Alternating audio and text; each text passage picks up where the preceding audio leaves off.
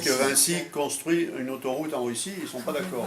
Voilà. Et donc, c'est vraiment, je crois que ça réveille un peu, comme vous disiez tout à l'heure, ça réveille vraiment la conscience populaire. Et j'ai l'habitude de conclure souvent dans ces propos-là, il ne faut jamais oublier que les élus ne sont pas nos dirigeants, ils sont nos représentants, et que lorsque la loi est contre le peuple, c'est la loi qui est illégale, et pas l'inverse. Je crois qu'il faut bien garder ces notions-là, quand même. Et dans les luttes qui sont locales, et qui sont... bon, elles sont locales, mais elles sont à dimension nationale, puisque c'est tout le monde qui paye, d'ailleurs. Hein. Et c'est toujours... parce qu'on dit, par exemple, Notre-Dame-des-Landes, ils en sont maintenant à 700 millions d'euros. Ils disent, ah, ça va coûter 700 millions d'euros. On était parti à 4. 400 millions d'euros. Mais en réalité, quand on regarde tout l'annexe, rien que la voie TGV qui doit être faite, il y en a pour une voie TGV, c'est 200 000 euros le mètre.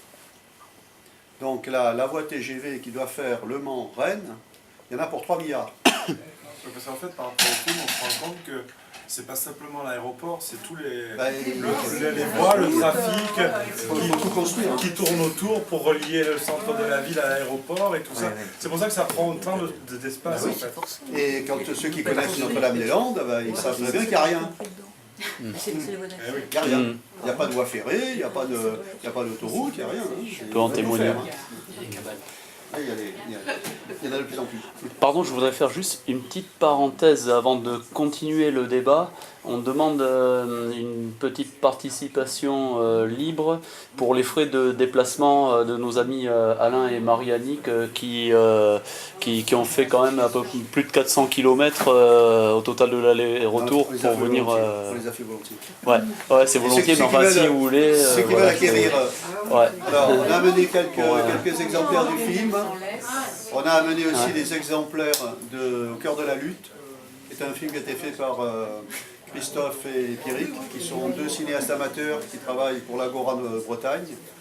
Et j'ai amené aussi un CD de la CIPA qui s'appelle Ni ici ni ailleurs, où il y a une dizaine de chanteurs qui chantent gracieusement pour soutenir la CIPA, dont évidemment ceux qui le connaissent, Dominique Loquet, qui était le chanteur du Larzac, qui est maintenant installé à côté de Nantes.